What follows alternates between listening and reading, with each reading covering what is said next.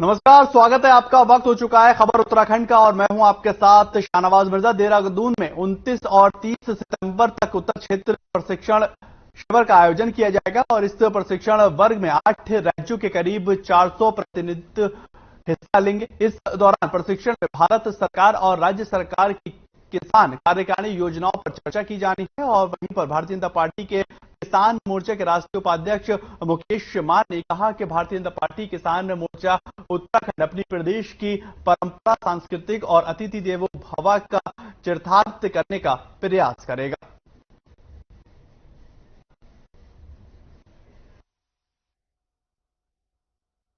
देखिए, मैं कहता हूं कि वही दोबारा फिर कहूंगा, जिसके पैर न पड़े विवाही वो क्या जाने पीड़ पर आई। अब वो किसान आंदोलन था, वो किसी दूसरे हाथ में कैप्चर हो चुका था। जिनकी जमीन खिसकती हुई दिखाई दे रही थी, वो अपना वोट बैंक का तलाश कर रहा।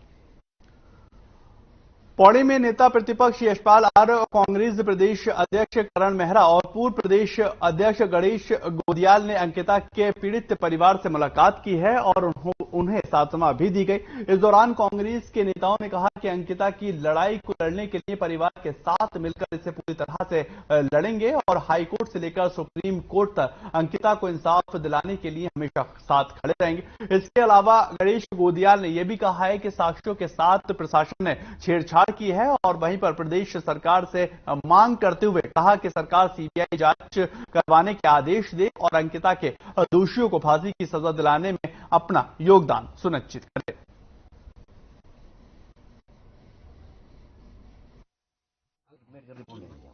न्याय कैसे मिलेगा जब सबूतों के साथ खिलवाड़ हो गया, सबूतों को नष्ट कर दिया गया, तो न्याय कहां से मिलेगा। मैं आज हम सब लोग, हमारे माननीय अध्यक्ष जी, नेता प्रतिपक्ष जी और मैं स्वयं आज पीड़ित परिवार को मिला और मैंने उनसे हाथ जोड़कर विनती की है कि वो एक एप्लीकेशन दें कि इस मामले की सीबीआई जांच होनी चाहिए। वो उनको सिर्फ एक एप्लीकेशन देनी है और हम लड़ाई लड़ने को तैयार हैं। मैं यकीन के साथ इस बात को कह सकता हूं कि सरकार किसी वीआईपी को बचाने के लिए सबूतों के साथ छेड़छाड़ सरकार के इशारे पर हुआ है। उसका लड़की का बेड स्विमिंग पूल में डाल दिया गया ताकि वो धुल जाए, कुछ मिले ना, कमरा तोड़ दिया गया, रिजॉर्ट में आग लगा दी गई। अगर इतने बड़े वीर बनने थे तो जो हरिद्वार में इत्यादि में उसके जो प्रतिष्ठान थे उनमें तोड़फोड़ करते, लेकिन जहां घटना घटित हुई वहां तोड़फोड़ करने का मतलब है कि सबूत मिटाए गए। और जिस तरीके से डीजीपी और भंडारी जी के आदरणीय जो बातचीत फोन पे हुई उसको वायरल करना, वो भी एक शक पैदा कर रहा है।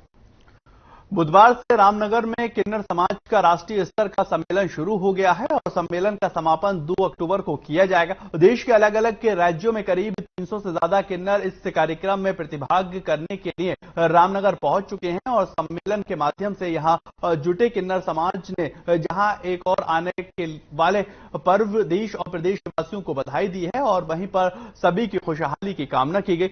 इस दौरान किन्नर समाज के लोगों ने अपने दर्द को भी बयां किया और ये कहा कि दुनिया में उनके भगवान और धरती पर जनता के अलावा कोई भी उनका दुख दर्द सुनने वाला नहीं है। और वहीं पर उन्होंने बताया कि आज कुछ लोग उनके समाज के लोगों को नकली रूप लेकर उन्हें बदनाम करने की कोशिश कर रहे हैं, जिससे अब ये सहन नहीं किया जाएगा। और वहीं पर उन्होंने देश के प्रधानमंत्री नरेंद्र मोदी के विकास से कार्यों की जमकर प्रशंसा करते हुए कहा कि जिस प्रकार उत्तर प्रदेश में मुख्यमंत्री योगी आदित्यनाथ के द्वारा किन्नर समाज बोर्ड का गठन कर उनका सम्मान किया गया है, उसी प्रकार केंद्र सरकार अन्य राज्यों में भी किन्नर समाज बोर्ड का गठन करे और उन पर हर एक परेशानी का निदान करने के लिए कोई ठोस नीति तैयार करे। रामनगर में यह सम्मेलन किन्नर रेशमा और याना खान ने आयोजित किया।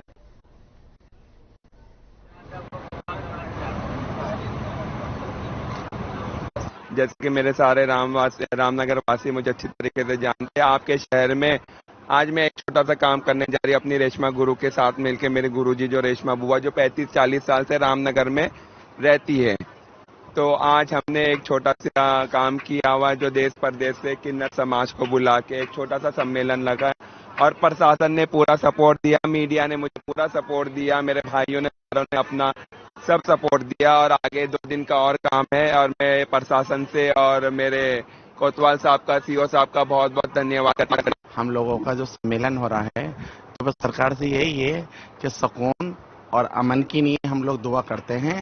और ये हमारे गुरुजी हैं, इन्होंने अपने यहाँ पे रामनगर में सम्मेलन रखवाया है और अपने श्राद्ध रखवाया अपने गुरु जी का, और देश के लिए अमन और शांति के लिए रखवाया है। क्या मैं पूरे हिंदुस्तान के लिए, क्या माता रानी अच्छे दिन है नवरात्र के, क्या भगवान करे सबका सुख और शांति हो, हमारे देश के लिए अमन हो। हम लोग तो यही चाहते हैं और बच्चे वालों के लिए दुआ। अंकिता भंडारी हत्याकांड मामले को लेकर एसआईटी की टीम लगातार सबूत जुटाने में लगी हुई है और वहीं पर एडीजी लॉ एंड ऑर्डर भी मुरुगेशन भी गंगा भोगपुर स्थित भारतीय जनता पार्टी के नेताओं के रिसोर्ट पहुंचे। वहां पर उन्होंने एसआईटी के अधिकारियों के साथ गंगा रिसोर्ट का मुआयना किया। इस दौरान मौके पर कई दस्तावेज कब्जे में लेकर सबूतों के तौर पर एकत्रित किए गए हैं और एडीजी ने अधीनस्थ अधिकारियों के मामले में भी लापरवाही नहीं करने के निर्देश दिए। एडीजी ने यह बताया है कि जल्द ही अंकिता हत्याकांड के आरोपियों को रिमांड पर लेकर गहन पूछताछ की जानी है और इससे पूरे मामले में ज्यादा से ज्यादा खुलासा हो सकेगा। एसआईटी प्रभारी पी रेणुका देवी ने इस रिसोर्ट का निरीक्षण करने के लिए एक बाइक और एक स्कूटी को कब्जे में कर लिया है और आगे की जांच पड़ताल एसआईटी की टीम कर रही है। एसआईटी गठन होने के बाद एसआईटी का टीम के द्वारा लगातार कहां पर डेड बॉडी मिला है, कहां पर घटना हुआ करके बताया है एंड रिसोर्ट है उस सभी जगह पर इंस्पेक्शन लगातार किया है एंड कोई भी एविडेंसेस हमें ये जगह पर मिल रहा है हमने उसको एनालिसिस कर रहे हैं। उसके अलावा हमें इलेक्ट्रॉनिक एविडेंसेस हैं, जैसे सीसीटीवी है, मोबाइल सर्वेलेंस है, वो सारा हमारा एनालिसिस चल रहा है हमारे सारा एंगल में जो भी हमारे सामने आ रहे हैं, जो आप लोग में मीडिया में भी दे रहे हैं, वो सारा चीज को नजर में हमारा एसआईटी टीम है काम कर रही है। सर अभी तो हम लोग कई बार देखेंगे, एक बार देखने में कई बार इन्वेस्टिगेटर कैसे रहता है कि एक एंगल में टाइम में आते हैं देखेंगे, तो हम जल्दी लेंगे। जैसे जैसे हमारे पास एविडेंस इकट्ठा कलेक्ट कर लेंगे तो हम आरोपी का एरिया सील रहेगा, रिजॉर्ट का एरिया सील रहेगा। अभी हमारा पुलिस पूरे देश भर के अंदर ऋषिकेश में हुए अंकिता हत्याकांड को लेकर रोष है और उत्तराखंड के कोटद्वार में अंकिता के हत्यारों को फांसी दिलाने को लेकर हजारों की संख्या में महिलाएं कोर्ट के बाहर पहुंची और धरना प्रदर्शन कर रोड को जाम कर दिया गया। और आपको बताएं कि अंकिता हत्याकांड के आरोपी पौड़ी जेल में बंद है और जैसे स्थानीय महिलाओं को यह मालूम हुआ अंकिता हत्याकांड के आरोपियों को कोर्ट में पेश किया जाएगा, जहां पर उनकी जमानत अर्जी पर सुनवाई होनी है, तो वहीं पर हजारों की संख्या में महिलाएं पहुंचती हुई कोर्ट के बाहर नजर आए, आरोपियों को फांसी की सजा दिलाने की मांग करती नजर आई।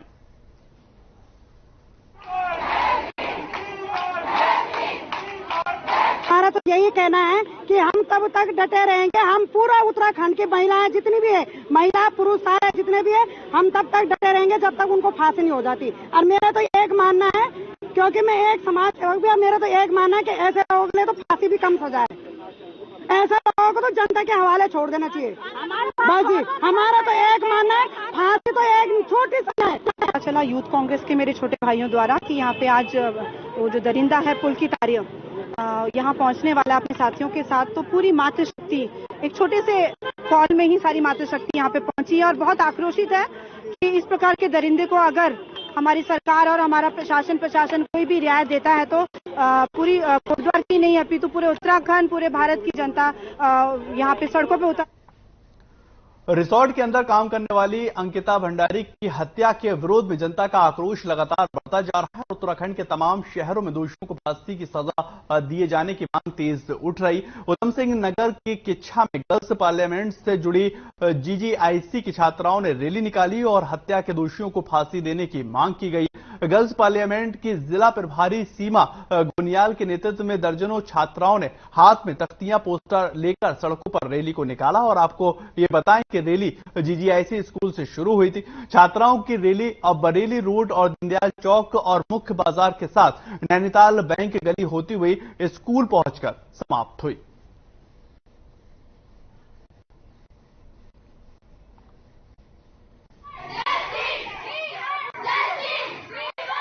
गर्ल्स पार्लियामेंट बनाने का हमारा मुख्य उद्देश्य यही है कि हमारे समाज में जो भी कुरीतियां हो रही हैं, बालिकाओं के साथ जो भी कुछ हो रहा है उसके प्रति विद्रोह करें।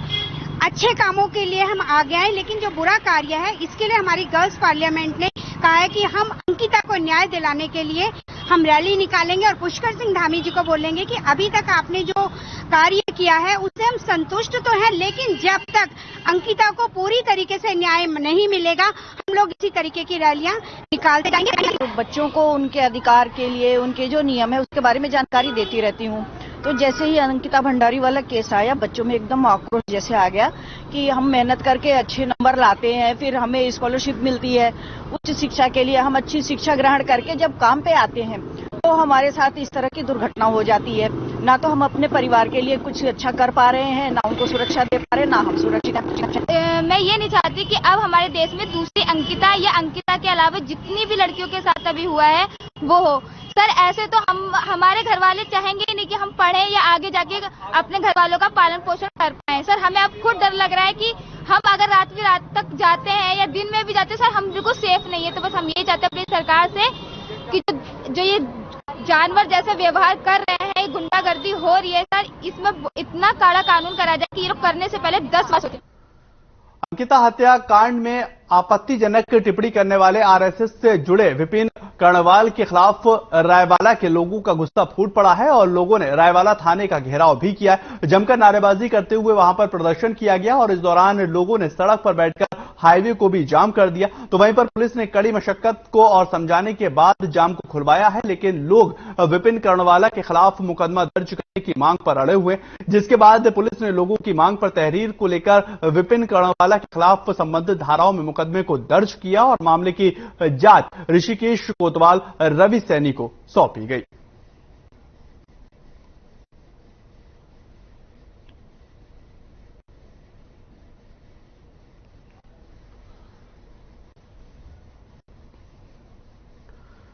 अंकिता भंडारी हत्याकांड को लेकर लोगों में खूब आक्रोश देखने को मिल रहा है। प्रशासन और सरकार के खिलाफ खूब नारेबाजी की जा रही, तरह तरह के सवाल खड़े किए जा रहे हैं। लेकिन इसी बीच सबसे बड़ा सवाल अब ये उठता नजर आ रहा है कि बंतरा रिजॉर्ट में आखिर वहां कौन वीआईपी आ रहा था जिसको एक्स्ट्रा सर्विस दी जानी थी। इस पूरे मामले को लेकर कांग्रेस ने भी सरकार से जल्द खुलासा करने की मांग की है और मामले में भारतीय जनता पार्टी ने कांग्रेस पर पलटवार किया है। भारतीय जनता पार्टी ने कहा कि विपक्ष बिना सबूत के आरोप लगाता रहता है और उन्होंने आगे कहा कि इसका ज्वलंत उदाहरण हरीश द्वारा जारी सोशल मीडिया पर डाली गई नौकरी भर्ती की फर्जी लिस्ट है। उन्होंने ये भी कहा कि पहले लिस्ट को सोशल मीडिया पर अपलोड कर दिया गया और उसके बाद उसको डिलीट किया गया। मामले की जांच चल रही है, दोषी जेल के अंदर बंद है और जांच में जो भी चीजें सामने निकलकर आएंगी उससे दूध का दूध पानी का पानी हो जाएगा।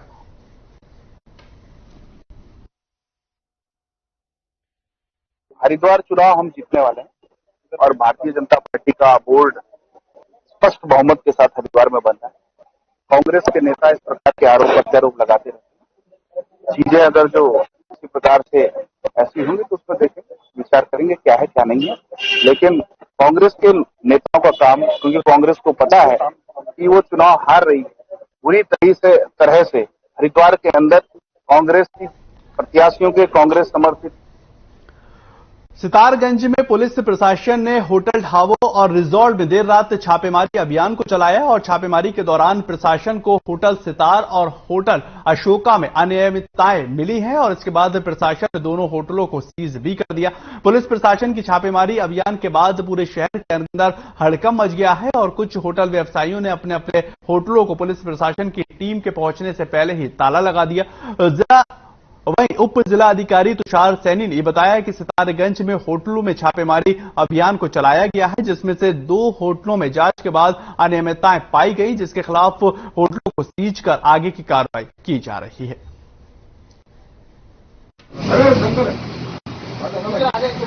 हमारे संजय होटल में हम चेक कर रहे हैं, होटल में कुछ कमियां थी, उसके दृष्टि से किया गया है और कमियां पूरी कटी जाएंगी, उसके बाद खबर ऋषिकेश से है, जहां पर बरेली की स्मैक का कारोबार तीर्थ नगरी में फल फूल रहा है। लेकिन कैसे फल फूल रहा है, इस पहली को भी ऋषिकेश कोतवाली पुलिस ने सुलझा लिया। दरअसल स्मैक बिना नंबर प्लेट की बाइक से सप्लाई कर ऋषिकेश लाई जा रही थी और ये जानकारी कंफर्म होने के बाद पुलिस ने बाइक पर स्मैक ला रहे मार्कंडे जायसवाल को मनसा देवी रेलवे फाटक के पास से गिरफ्तार किया। साथ ही आरोपियों के पास से 40 ग्राम स्मैक भी बरामद की गई है और फिलहाल आरोपियों के खिलाफ एनडीपीसी एक्ट के तहत मुकदमे को दर्ज कर आगे की कार्रवाई शुरू कर दी गई है।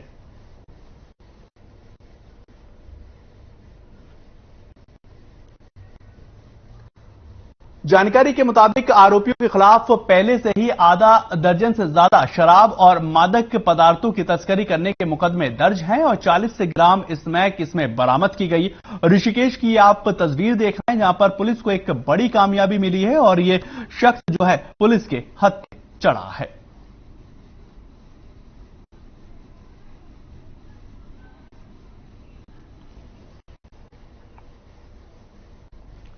खबर काशीपुर से है जहां पर लुटेरी दुल्हन का एक मामला निकलकर सामने आया है और आपको बताएं कि शादी के 7 दिन बाद नई दुल्हन पति और अपने परिवार के लोगों को चकमा देकर 50,000 की नकदी और जेवरात लेकर फरार हो गई।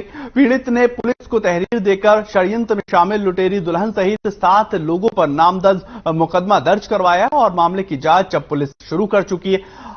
आईटीआई थाने की पुलिस ने घटना का खुलासा करते हुए जिले के वरिष्ठ पुलिस अधीक्षक मंजुनाथ ने बताया है कि लुटेरी दुल्हन के साथ लगभग आधा दर्जन साथी थे जिन्होंने करीब 1,65,000 की रकम के साथ शादी में चढ़ाए गए जेवर लेकर फरार हो गए हैं और पीड़ित ने यह भी बताया कि उनकी मौसी भाई ने शादी के नाम पर उनसे 95,000 रुपए खाते में डलवाए हैं और 70,000 रुपए नकद भी लिए हैं।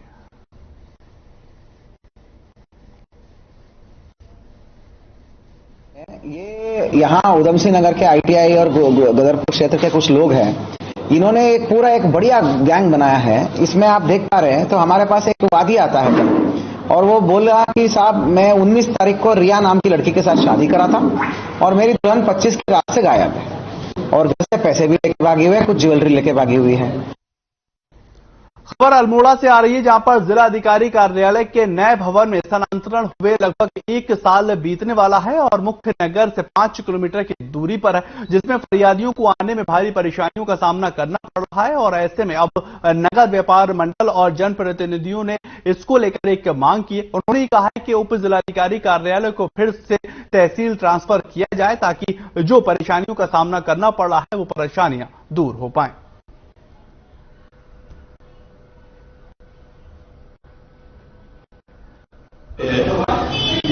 नगर व्यापार मंडल द्वारा आज एक व्यापार प्रभावित है उसको लेकर बैठक बुलाई गई और उसमें एक नगर के व्यापारियों द्वारा सभी सम्मानित साथियों द्वारा ये कहा गया है कि यहाँ पर तहसील और रजिस्ट्रार कार्यालय को पुनः स्थापित किया जाए। मैं यह निर्णय लिया गया कि जिस तरीके से कल तहसील रजिस्ट्रार भवन एसडीएम कोर्ट को रातों रात शिफ्ट कर दिया गया, जिससे पूरा नगर को पूरे नगर के व्यापारियों को साधारण जनता को बहुत ज्यादा परेशानियों का सामना करना पड़ा है। तो इस विषय में आज एक सर्वदलीय बैठक कॉल करी गई और इस बैठक में यह निर्णय लिया गया कि ये जो चीजें वहां गई है मल्ला महल में उनको वापस पुनः नगर के बीचों बीच स्थानांतरित।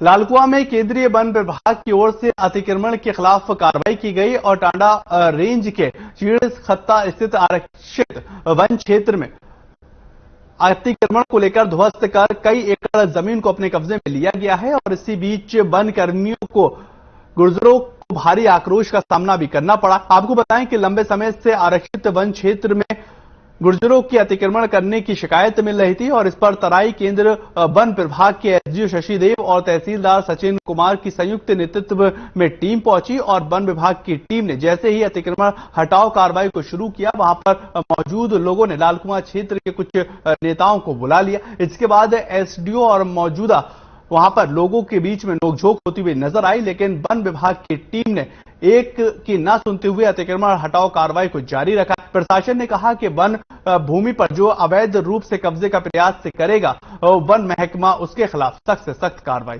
करेगा।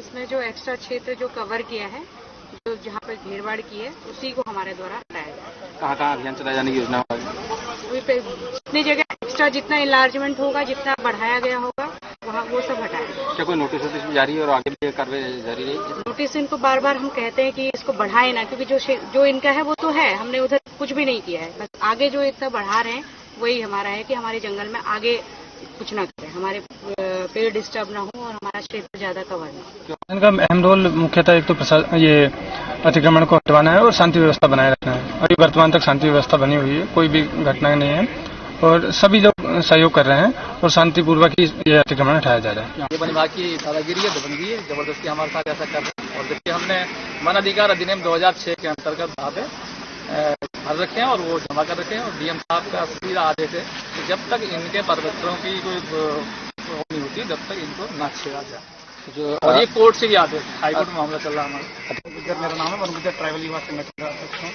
जो भी वनगुजर बिरादरी है, इन्होंने दावे प्रपत्र फॉरेस्ट राइट एक्ट 2006 के अंतर्गत सारे दावे प्रपत्र भर रखे हैं।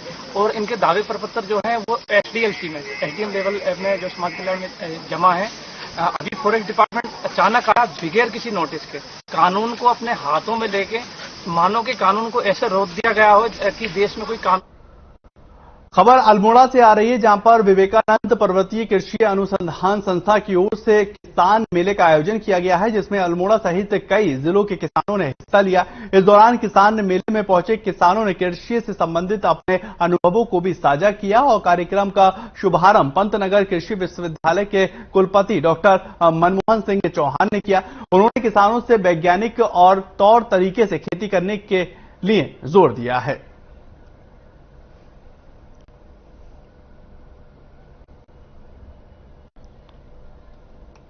उत्तराखंड के अलावा ये हिमाचल प्रदेश और जम्मू कश्मीर को भी कवर कर रहा है। और जो हिल में जो एग्रीकल्चर होना चाहिए, जो हमारे पहाड़ में जो हमें जो आवश्यकताएं हैं उस पर उसको मतलब ध्यान में रखते हुए ये यहाँ पर नई नई खोज चल रही है। तो साथ साथ ये अपने ओर से किसानों को समझाएंगे कि वैज्ञानिक तौर तरीके अपनाएं। देखो हिल में अगर हमने अच्छे ढंग से रहना है तो हिल में कई दिक्कतें हैं, चैलेंजेस हैं, हम सभी जानते हैं।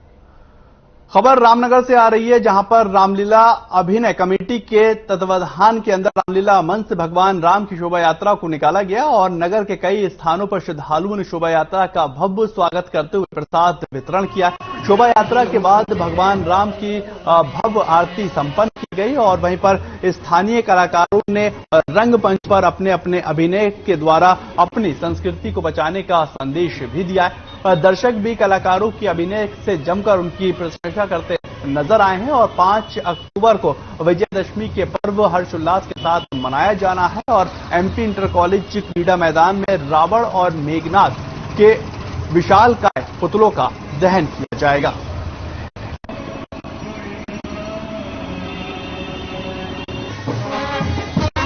इस मंच से 50 वर्ष हो चुके हैं और हर वर्ष की भांति इस वर्ष भी बड़ी धूमधाम से लोगों में बहुत उत्साह है और इस विवाह का जो है शोभा यात्रा निकाली जा रही है। और आज भगवान श्री राम की यहाँ बारात निकाली जा रही है तो नगर में बहुत बड़ा उल्लास है, उत्साह है नगरवासियों में। आपने देखा होगा नगर को विभिन्न रूपों से सजाया गया है यहाँ पर, जिसमें हमारी रामलीला कमेटी का अथक प्रयास रहता है, हमारा निर्देशक मंडल है उसका बहुत बड़ा प्रयास रहता है और विजयदशमी का पर्व जो हम मनाएंगे वो हम एकता का संदेश देते हैं। उत्तराखंड पुलिस के कोतवाल का एक सनसनीखेज मामला निकलकर सामने आ रहा है। उधम सिंह नगर जिले के काशीपुर निवासी एक महिला ने जसपुर कोतवाली के कोतवाल अशोक कुमार पर शारीरिक शोषण के आरोप लगा दिए। मामले को लेकर महिला ने आज देहरादून में डीजीपी से मिलकर अपनी आपबीती सुनवाई और सबूतों के तौर पर वीडियो को दिखाया गया। आपको बताएं कि पीड़ित महिला ने बताया है कि 12 सितंबर को जसपुर कोतवाली में रवि कुमार के खिलाफ रिपोर्ट दर्ज करवाने के लिए गई हुई थी, जहां पर कोतवाल ने उसकी रिपोर्ट दर्ज कर ली थी और मामले में कोतवाल अशोक कुमार ने महिला को अपने कमरे में बुलाया और उसके साथ अश्लील हरकतें करने लगा। कार्रवाई करते हुए कोतवाल को अभी सस्पेंड कर दिया गया है। अभी हाल ही में एक आदेश आया है माननीय डीजीपी महोदय द्वारा, पीएचक्यू द्वारा आदेश आया है जिसमें हमें यह निर्देश दिया है कि एक महिला है, एक महिला पीड़ित है, उसने गंभीर आरोप लगाया है एसएचओ जसपुर के ऊपर और उसके अलावा काफी चीजें भी बहुत ही अत्यंत गंभीर आरोप है जिसमें मतलब शोषण और पद का दुरुपयोग इन सब का आरोप लगाया है। इस घटना का संज्ञान लेते हुए तत्काल जो है डीजीपी महोदय ने हमें निर्देश दिया है कि एसएचओ जसपुर के ऊपर निलंबन की कार्रवाई अमल में लाना है और तत्काल जो है वैधानिक कार्रवाई ही अमल में लाने चाहिए। और ये मैंने 12 सितंबर को रवि कुमार भंडाल के खिलाफ और उसके साथियों के खिलाफ एक मुकदमा दर्ज करवाया था जसपुर कोतवाली में, जो कि जसपुर कोतवाली ने मुकदमा तो दर्ज कर दिया था, लेकिन शाम को 7 बजे मुझे अपने कमरे में बुलाया। कमरे में बुलाने के बाद अश्लील हरकतें करने लगा, जिसके लिए मैं समझ गई थी कि मेरे से क्या चाह रहा है। उसके बाद 16 तारीख को जब उसने दोबारा मुझे बुलाया अपने कमरे में, तो मैंने उसका वीडियो बना लिया था, जो कि वो मुझसे मांग कर रहा था पैसों की। पैसे मैंने दिए नहीं, तो उसने मेरे संग बलात्कार जैसी घटना को अंजाम दिया। उसके बाद मैं ये शिकायती पत्र लेके महानिदेशक के पास आई थी और उन्होंने उसको सस्पेंड कर दिया। आगे कार्रवाई जांच। लालकुआं में आज अंकिता हत्याकांड के विरोध को लेकर कांग्रेस के कार्यकर्ताओं ने सड़क पर उतरकर नगर में कैंडल मार्च निकाला है और श्रद्धांजलि भी दी। इसी दौरान कांग्रेस के कार्यकर्ताओं ने राज्य सरकार पर तुरंत हत्यारों को फांसी की सजा दिए जाने की मांग की है और इस मौके पर कांग्रेस के कार्यकर्ताओं ने कहा कि बेटी बचाओ और बेटी पढ़ाओ का नारा देने वाली भाजपा की सरकार में बेटियां सुरक्षित नहीं हैं। उत्तराखंड की बेटी अंकिता भंडारी, जिसके साथ एक जघन्य अपराध हुआ और उसको जो है भाजपा नेता के एक रिजॉर्ट में जिसको मारा गया, रिजॉर्ट से मार के उसको नहर में फेंका गया, तो बहुत ही एक निंदनीय घटना है। पूरे उत्तराखंड में जो है युवाओं में और खासकर से पूरे उत्तराखंड वासियों में और पूरे देश में इसके खिलाफ जो है रोष है। आज उत्तराखंड की बेटी और पूरे देश की बेटी अंकिता भंडारी के ऊपर जिस तरह से वर्तमान में उसको प्रताड़ित करके उसको देह व्यापार की तरफ धकेलने की कोशिश उन महान महाओं की, जो सत्ता से जुड़े हुए लोग हैं और बहुत बड़े रूप वाले लोग हैं, उस बिटिया ने देह व्यापार में न जाने का उनसे जब मना किया तो उसको जो है उसको मार के उन्हें उसको चीला विद्युत है कि घर में फेंकने का काम।